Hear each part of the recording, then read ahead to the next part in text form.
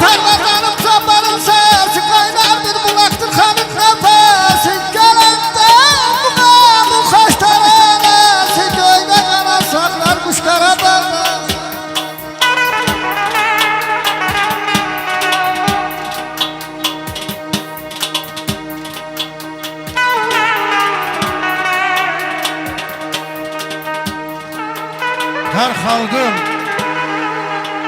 Her xalqın sevimli musiqisi var.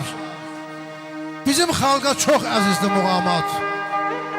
Hər xanəndə üzə bilməz qoynunda dalğa çəkən bir dənizdir muğamat. Səni üsyan eləyən çahargaha bax. Şeygahda çağlayan dərdə aha bax. Çoxları bilməz ki nədir oxumaq. Qalan üçün misilsizdir muğamat. Bayatı Kürt neçə dərdin dəvası. Şahnaz, qatar, əsrlərin sadası. Qarabağdı bülbüllərin yuvası. Çiçək kimi tərtəmizdir muğamat. Gileyli bəylər, yandın söz həvəsində. Min məna var tar kamanın səsində. Seydin Cabbarın zəngulasında. Dolandı dünyanı gəzdi muğamat. Dolandı dünyanı gəzdi muğamat.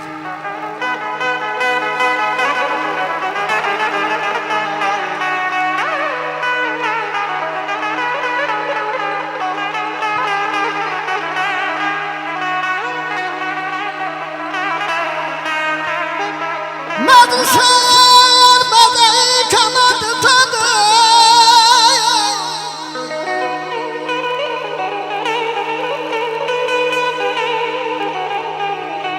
Madrusar madai kanadı tadı Bunlar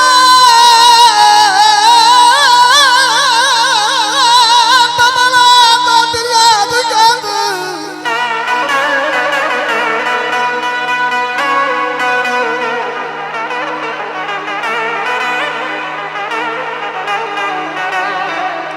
Kirayını beylenen bir yansızda yüzün leşelerdim keşkarabanda Tarlana çekende beyen sakla Tarlana çekende beyen sakla Sevgahta köylerim zabuldayadı Asıl yüreğini mühebbet bağlı Gel sen bir gözele tuş karabı